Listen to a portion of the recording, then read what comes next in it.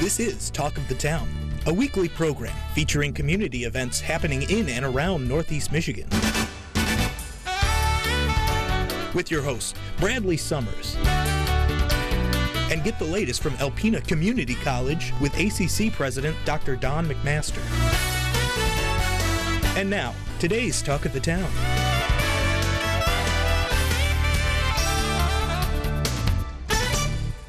Good morning and welcome to Talk of the Town. Our first guest this morning is Priza Morrison with the Salvation Army here in Alpena. Hi, Priza. Hello. How are you today? Pretty awesome. Well, thank you for joining us. Oh, thank you for inviting me. One of the things that we're discussing just before the show aired is obviously you have services that are year-round, Yes. that are much-needed services in our community that do a wonderful service for those who need it. But right now we're in the summer year, Yes. the summer part of the year, and you have a cornucopia of wonderful things that you have laid out here today that you brought in to discuss about some of the services that you have this summer. You want to talk a little bit about why these items are here and what they mean? Well, starting Monday, we're going to have our distribution collection.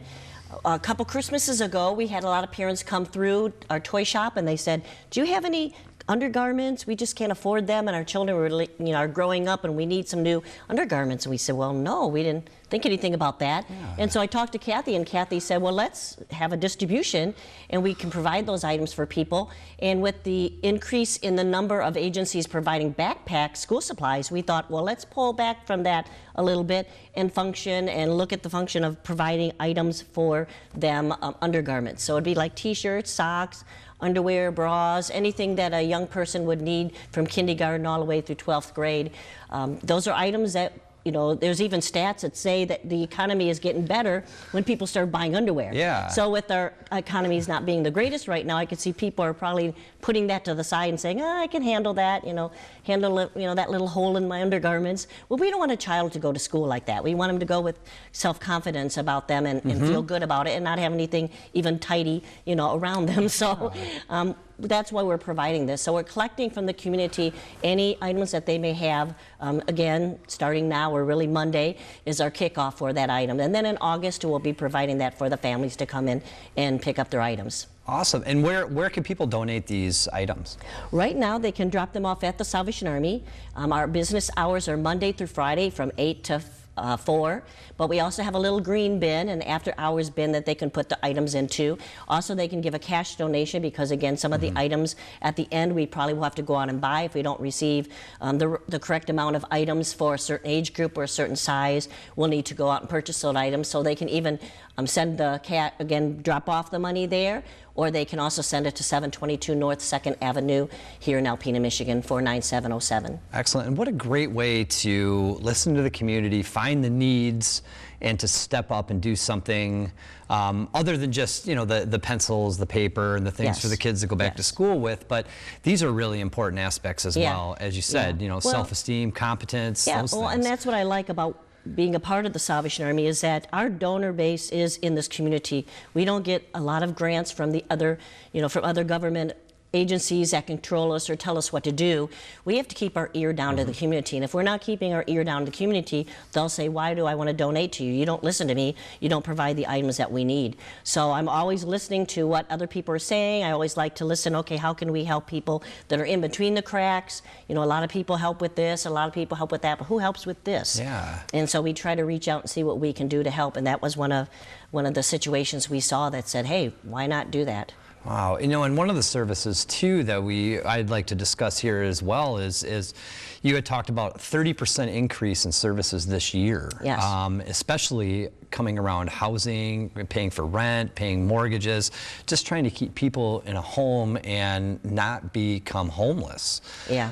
Talk a little bit about some of the things that you're doing to help with that. Well, we're in a beautiful community, Alpena, and it's so beautiful that we have a lot of people that come up here and vacation up here. And because of that, it's harder to find a hotel room for us to put our people in. And also, the cost obviously is a little higher during the summer months because they take advantage of all the visitors coming in. And that's a good thing. I understand as a business person, that'll be a very smart thing to do.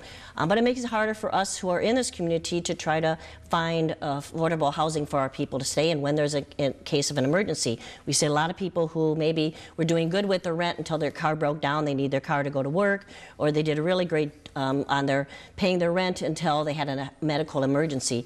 And so what we're trying to do now is we're providing usually a backpack, a sleeping bag, and a tent, and a pillowcase, and a lantern, and we pay for at least a week for them to be on the campground. In that week, we hope that they can work with NEMSCA or other agencies to find some long-term housing. Yeah, because I mean the temporary assistance, you know, is great. I mean, it's definitely needed. Yeah. But it's all about trying to find those resources too to make them, you know, and make it a long-term. Oh yeah, you know, especially if they have situation. children, and we've had some with children. Again, that all adds to all of this to being a healthy child and to be productive in their school classrooms is to have a healthy home and a safe, secure home for them. And so during the summer, we try to do what we can with the other agencies working together to try to help, you know, put them into home. And that's, again, that's a big chunk of what the Salvation Army is doing right now, is trying to help people have a stable life in whatever area of instability they have at this time.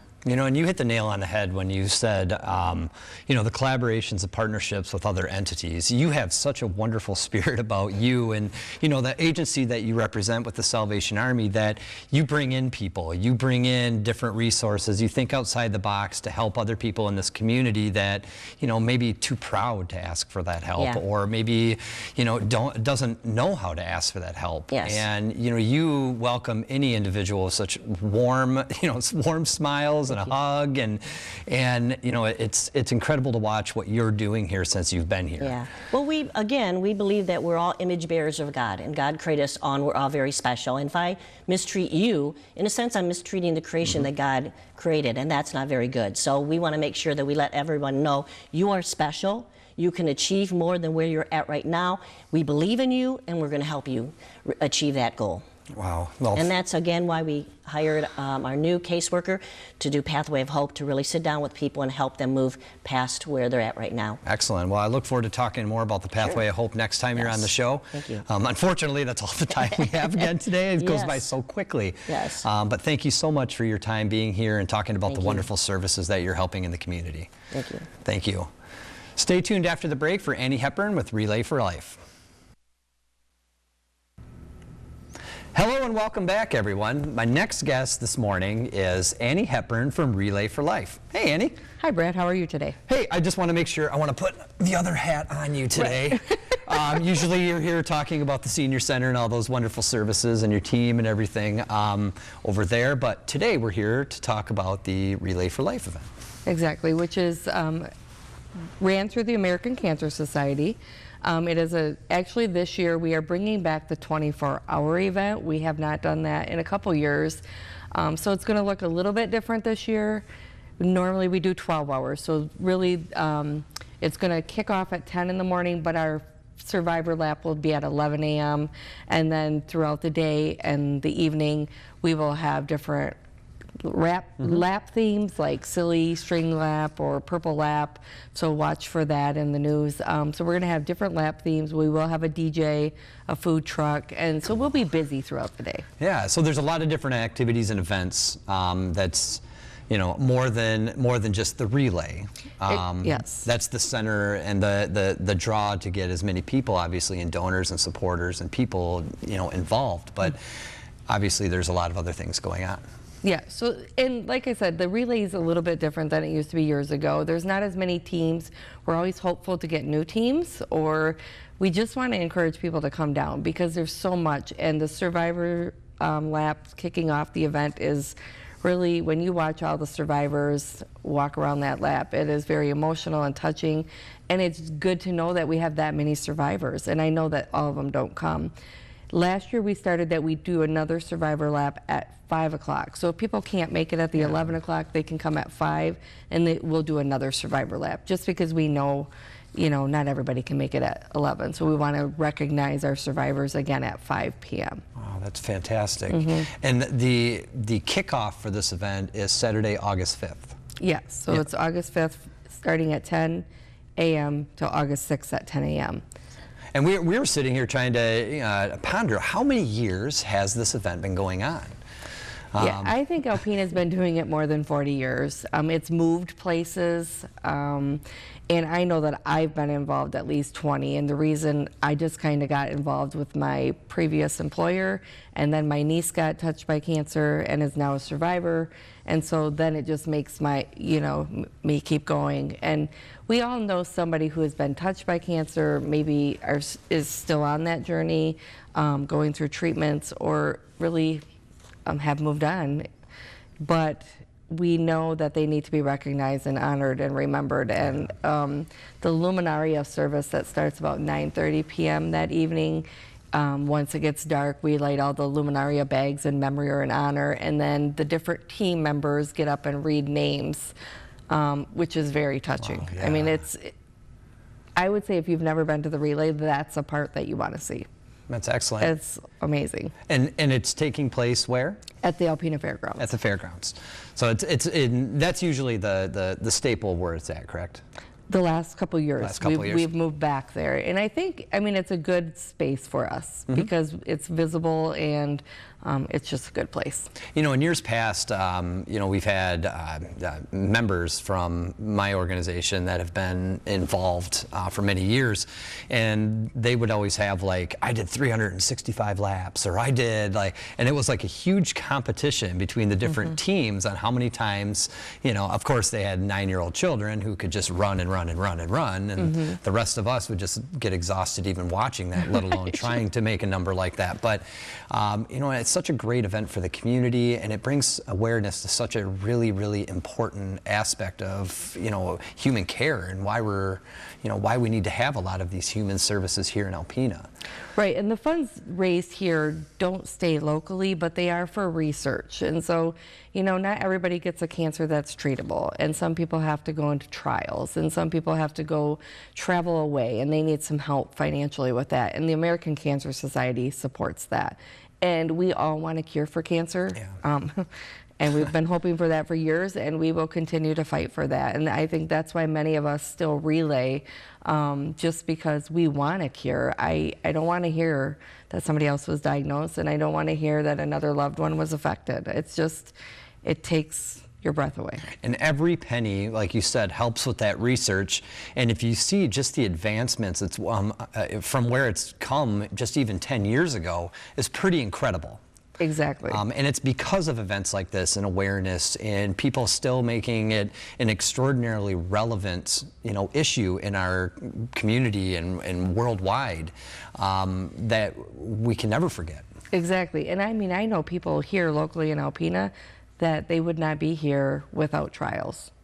Yeah. So the American Cancer Society has helped them continue life today. So that is very touching to me.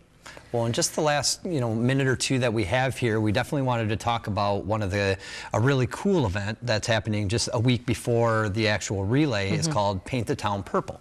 Yes, and what that means is that any business in Alpena or any you can decorate your own home. So what we're asking is that you put purple flowers out, you put purple ribbons maybe on your porch or your light pole. You can paint your windows just to recognize that week before and honor the cancer relay, and maybe bringing more awareness and making people more aware that we are doing the cancer relay here in Alpena. If anybody is interested in more information, they can go to Relay for Life Northeast Michigan, or feel free to call me at 989-884-4389. Now, if I wanted to put a team or make a direct donation to this event, how would I do that? So you could go to Relay for Life and just make a donation online, or if you had a specific team you wanted it to go towards, you can choose that team.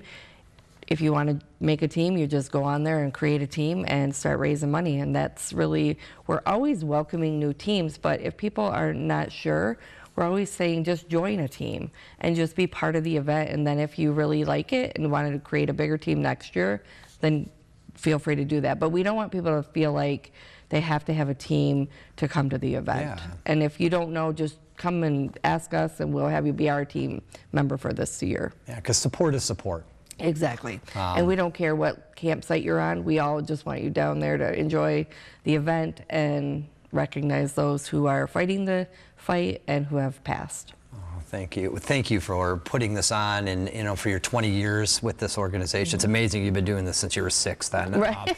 But thank you so much for your time today. I hope it's a huge success as it usually is. And I hope a lot more teams and people out there watching today contact you or go on the website and put a team into this and really bring more awareness to our community and the people who need it. Yes, we have a great team and we always look for more members to join us. So. Well, thank you very much. Thank you so much, Annie, for being here. Stay tuned after the break for the ACC segment. Greetings, everyone, and welcome to Talk of the Town. I'm Dr. Don McMaster, president of Alpena Community College. We have a little different format for our time here today. The focus of our time is going to be the Reconnect project. And we have a very well done video that features an ACC student who had a 2-year associate's degree in business management that was funded by Reconnect, one of a number of ACC students who have taken advantage of that program. So that will be upcoming. What is Reconnect? It is a state-funded last dollar scholarship program. It was as part of the Governor Whitmer Higher Education Initiative. It's really kind of focused on the Office of 60 by 30. What does 60 by 30 mean? That goal is 60% of Michiganders will have a post-high school credential or a post-secondary credential by the year 2030.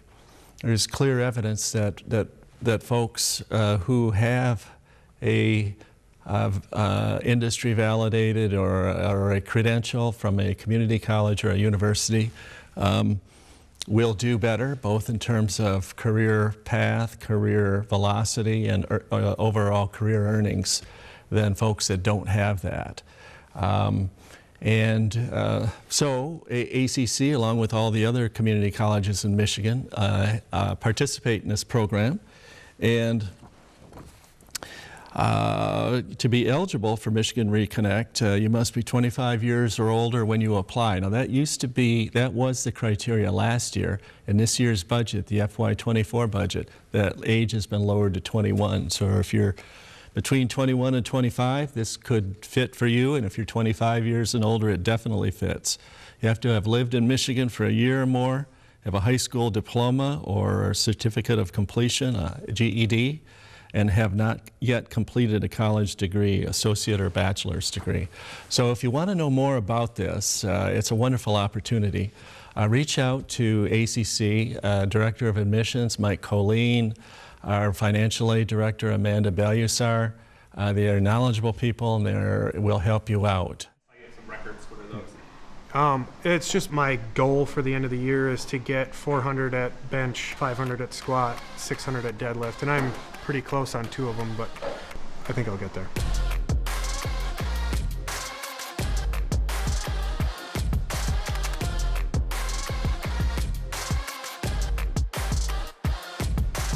I do go to the gym every morning, so I spend about two-ish hours there every morning. Obviously, I get up pretty early in the morning, right around 5 to 5:30 in the morning, and I'll go to the gym. Then I come home and I'll leave for work around 8:15, work about 8 to 10 hours a day, and then when I get back, I spend a little bit of time downstairs for my 2 classes that are online, and then come up and spend about the last hour of the day with my wife and Huxley. Oh, yeah, this is Huxley. He is almost 19 months and full of sass.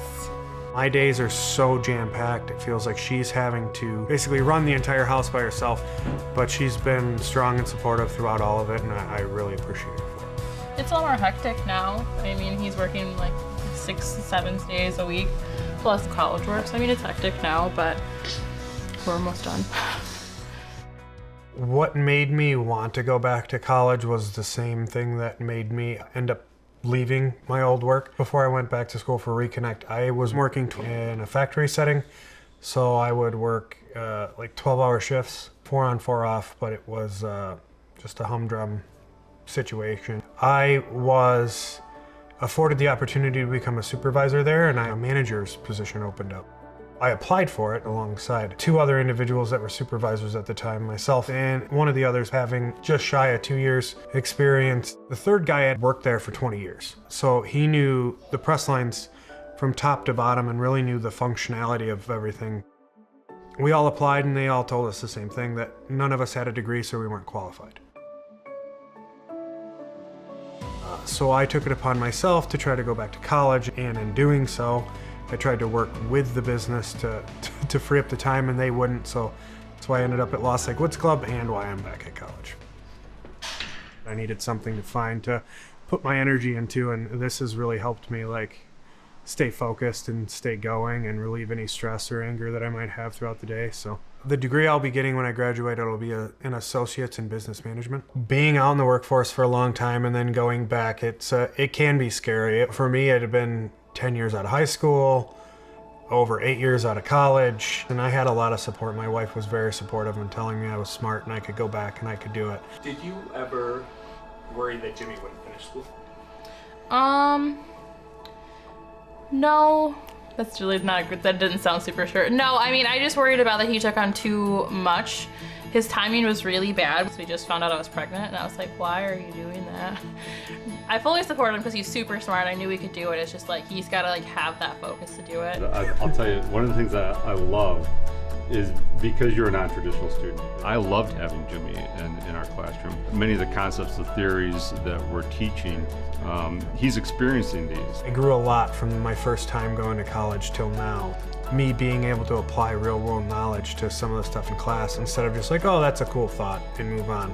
I'm oh no, I know exactly what you're talking about there. When I interviewed him, he did express a desire, or more of a disappointment, that he hadn't been able to graduate. He did ask if we would be amenable to him taking classes while working for us. I'm an assistant general manager at Lost Lake Woods Club. That is a large private member club. For Jimmy, I think for him as an individual, I think that the opportunities are unlimited. In just the 2 years now that I've known him, he has grown in leaps and bounds.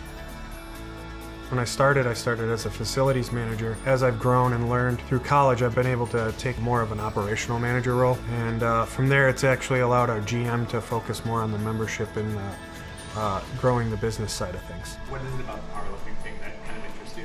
I don't know. I always have something to achieve, one next goal to get to. It seems like it keeps pushing me. So there's always someone out there that can do a little bit more than you, so it gives you a goal to achieve. I am definitely feeling at peace that it's coming to an end, but I'm really looking forward to that added time. I'm excited to have a husband again. That's going to be really nice. What I would tell someone who's considering going back is to do it.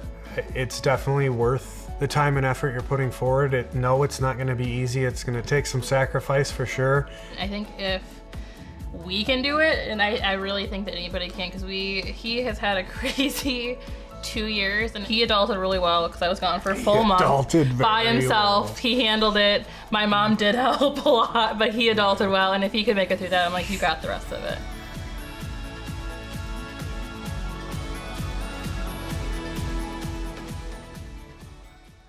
Welcome back, folks. I hope you enjoyed the video and found it as inspirational as I did.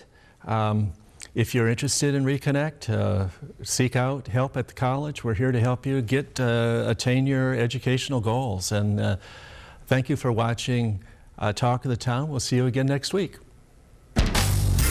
This has been Talk of the Town with your hosts Bradley Summers and Dr. Don McMaster. For a list of community events taking place in Northeast Michigan, please visit our website at WBKB11.com and click on our community link. This has been a Thunder Bay Broadcasting Corporation production. All rights reserved.